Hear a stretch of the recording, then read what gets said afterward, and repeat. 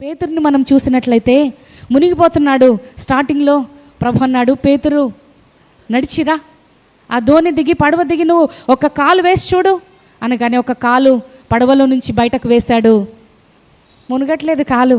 అబ్బా, నేను కూడా ప్రభు అంతటోని, నాకు కూడా చాలా శక్తి ఉంది చూసారా అని వెనకాల తన స్నేహితులను చూసి ఉప్పొంగిపోతున్నాడు. మరొక కాలు వేశాడు, మునగట్లేదు. అక్కడ ముందు ఎవరు సెలవిచ్చారు? అది ప్రభు. హల్లెలూయా. సమస్త అధికారము కలిగిన దేవుడు, నీటి మీద సహితము నడువగలడు, నడిపించగలిగిన సామర్థ్యము కలిగిన దేవుడు ముందున్నాడు కాబట్టి నేను నిలబడ్డాడు. అంతేగాని ఆ స్నేహితులతో ఏమంటున్నాడో తెలుసా? నేను కాబట్టి నిలబడ్డాను, చూడండి నన్ను, మీరు ఒక్క కాలు వేసి చూడండి, మునిగిపోతారు హే అని నవ్వుతూ ఉన్నాడు. మరలా రెండో కాలు వేశాడు, అడుగు వేశాడు, అలాగ ముందుకు నడుచుకుంటూ వెళ్తున్నాడు. అప్పటి వరకు చక్కగానే నడుస్తూ ఉన్నాడు.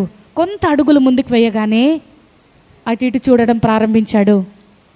ఎలా ఉన్నాయి, కెరటాలు వస్తున్నాయా, అలలు వస్తున్నా కానీ నేను నిలబడ్డానా అని అటు ఇటు చూశాడు. ఆయన యొక్క నిమ్రత లేదా కాన్సన్ట్రేషన్ అంతా తొలగిపోయింది దేవుని మీద నుండి. నేను కాబట్టి నడుస్తున్నాను,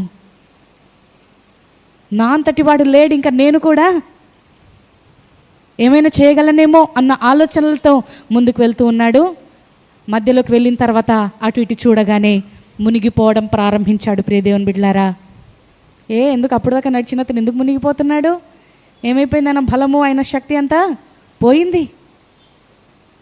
చివరి క్షణం వరకు చూశాడు ప్రభు. అలా మునిగిపోతున్న సమయంలో అలా కాలు వెనకగానే అయ్యయ్యో పేతురు అని పట్టుకోలే దేవుడు. చివరి క్షణము వరకు ప్రభు చూశాడు. చివరి క్షణంలో ఆ యొక్క చేతి వేలిని పట్టుకొని పైకి లేపాడు. హల్లెలూయా. ఈరోజున నువ్వు కూడా చిన్న కష్టం రాగానే దేవుడు నాకు ముందుగానే నిలబడాలి, దేవుడు నాకు మొత్తం సహాయం చేసేయాలి, మరలా నేను వెళ్ళిపోయి రోడ్ల వెంట లేదంటే నా ఇష్టానుసారంగా జీవిస్తానంటే కుదరదు. నీలో గర్వం రావడానికి వీల్లేదు. యథార్థవంతులను దేవుడు ఆశీర్వదించక మానడు. హల్లెలూయా.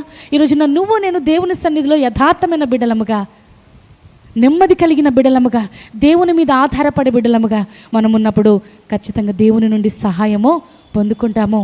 చివరి క్షణం వరకు దేవుడు చూసి చివరి క్షణాల్లో దేవుడు లేవనెత్తాడు, మరలా బ్రతికించాడు, మరలా నిలబెట్టాడు.